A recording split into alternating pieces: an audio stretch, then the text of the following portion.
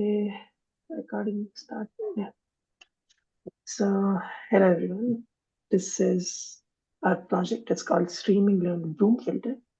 I'm Aditya and this is Sam. And I'll be walking you through the basic conceptual ideas in this project. And then Sam will show you how to run the project. And a Bloom filter, let me start with that first, is a probabilistic data structure which tells you if a key is present in a set or not. Okay, so let's say you have a database and you have a list of primary keys, or let's say not primary keys, let's say a list of some identification number, and you want to check if a particular ID number exists in a database or not. In order to do this, you use a Bloom filter and it will tell you if a key is present or not with a small probability. It will say the key is present with an error rate epsilon, and this is called the false positive rate of a Bloom filter. So let's say epsilon is 0.1. It means that 10% of the time, the Bloom filter will give you the wrong response. And this is a trade-off that exists in any probabilistic data structure because let's say you want to represent 1000 integers. Each integer is 8 bytes, so that's 8 kilobytes of memory. A Bloom filter could compress that into a few bytes. So, for example, 8 kilobytes can be compressed down to 144 bits. And so if you're compressing your data that much, you're bound to have an error somewhere. And this is where the Bloom filter has the error. Now, what is the problem that we're trying to solve? This is called the adversary problem. And this is what we explained in our presentation also. But if an adversary gets access to the Bloom filter and they keep querying the Bloom filter, trying to find a false positive key, it can happen that once the adversary finds a false positive key, they keep querying with that same key over and over again. And what this does is that it will just be a waste of resources. The Bloom filter will always keep accepting the same request over and over again, and you end up doing a lot of disk IO. You don't want that. And a normal Bloom filter will not do anything to fix this. Turns out there are ways in which this can be fixed, and that's where our name comes from. The Broom filter is inspired by a paper which presents a data structure to solve this very problem. However, that data structure uses a separate file on disk to store the information regarding false positives. Our idea was, can we use a neural network to identify false positives?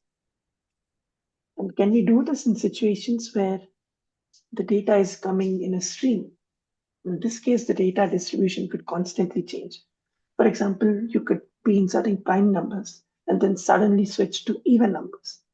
And since your data is constantly changing, what we would like to see is how well the neural network adapts to this.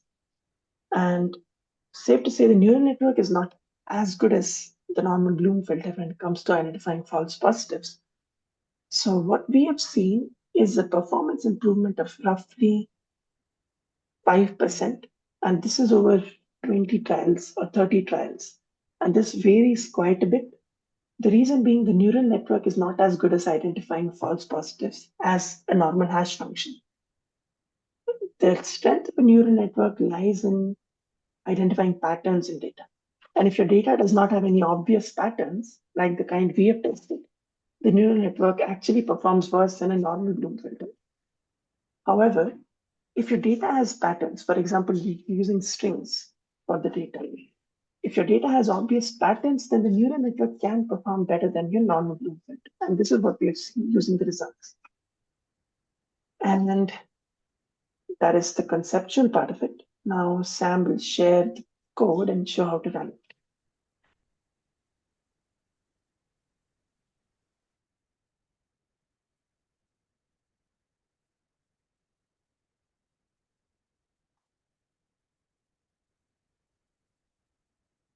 I test my screen visible.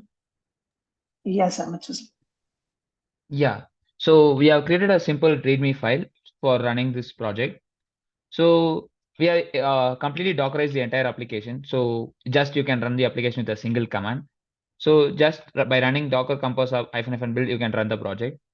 So I'm just trying to up the file.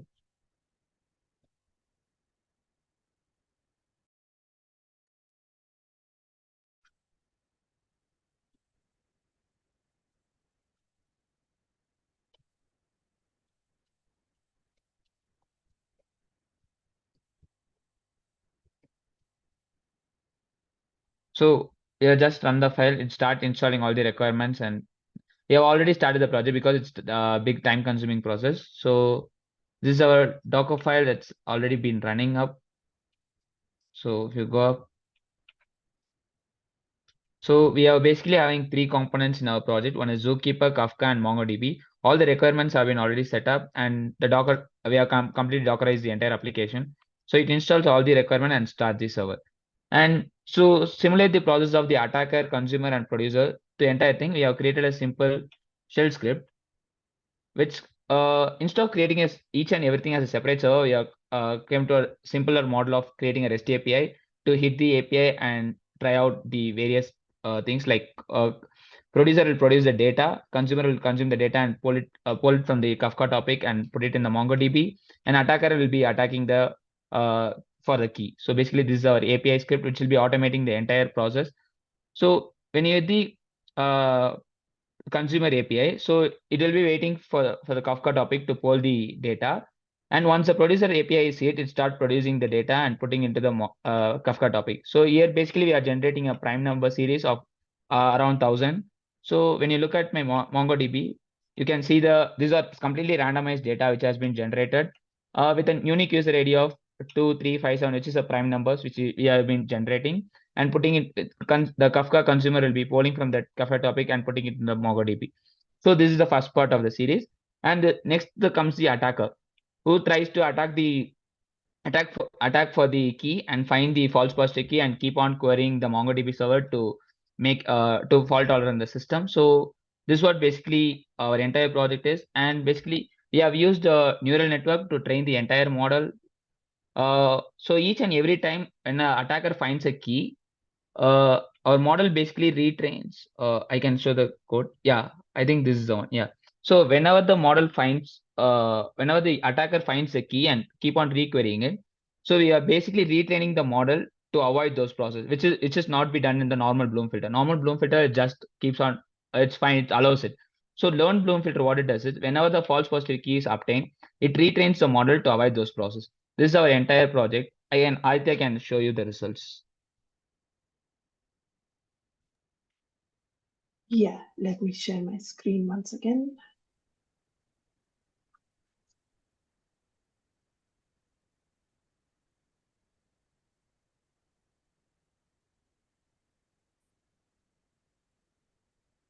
And so if you can see this graph, let me expand this. Yep. So if you can see this graph, we've tried out various distributions of our data, and blue denotes the learned Bloom filter and red is the regular Bloom filter.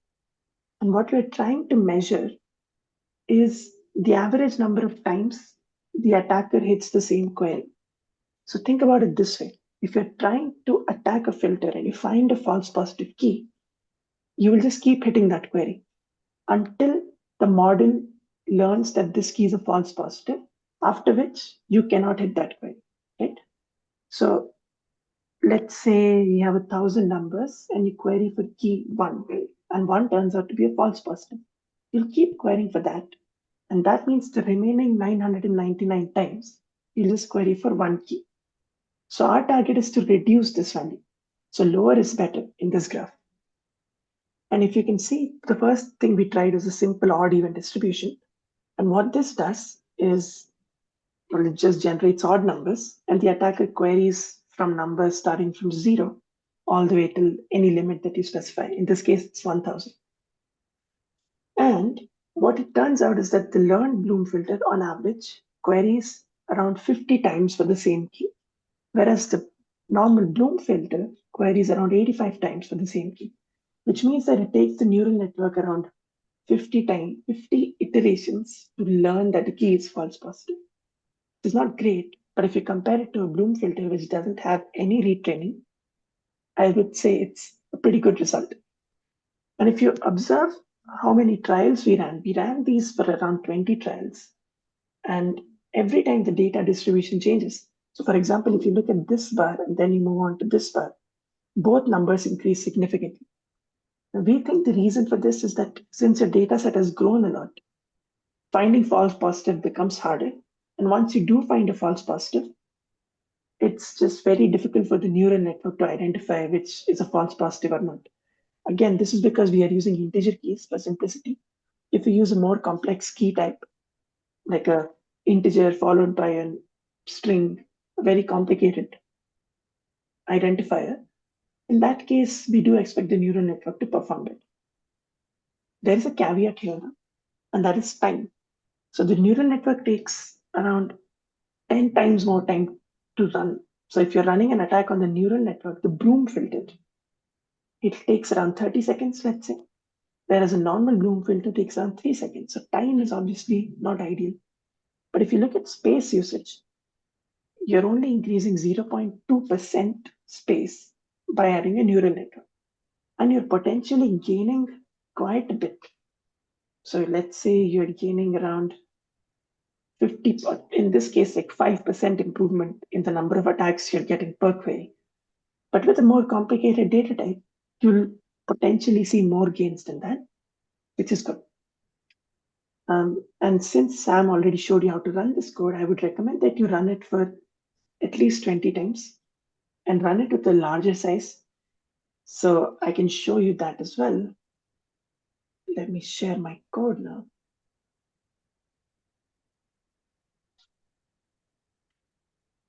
Yep, is my screen visible? Okay, can you see my screen, Sam? Can you see the code?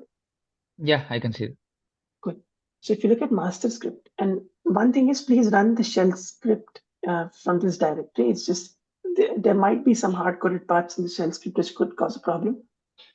And if you look at this number, 1000, this just basically tells you how many insertions you want to do in Kafka. You can run it with as large as you want, but if you're in a hurry, then 1000 is a good number. Ideally, we would recommend running it for like a million. The problem is time. So you could expect if you run, let's say I change this to 1 million and attack this number, we would recommend to be smaller than this number. The reason is if you're inserting 1 million unique keys, at the worst case, you'll be trying out 1 million unique keys in the attack as well, assuming there are no false positives.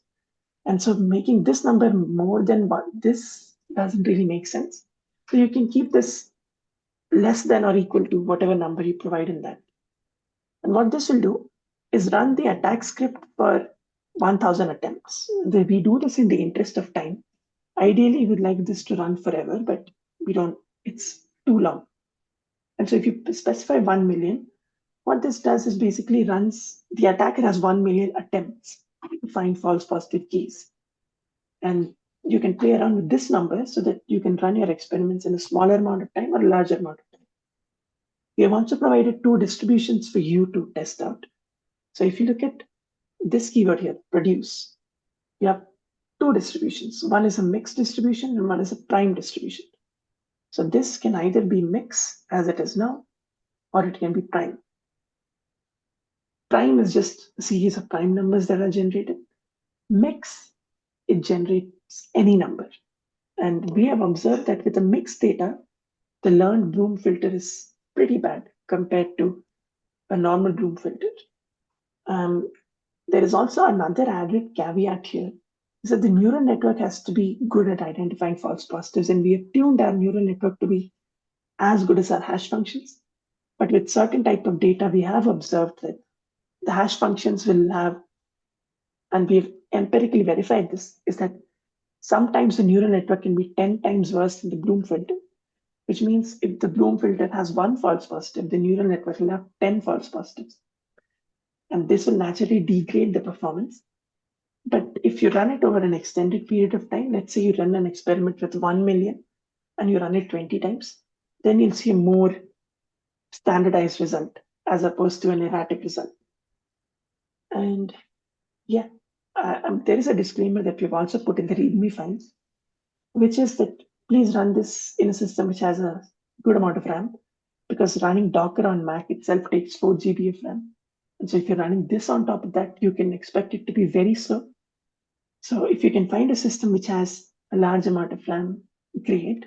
If not, you can run it on a local computer, it will work fine, but it'll take long. That's the only thing. So yeah, this has been our presentation. Yeah, thank you so much. Yeah. Thank you.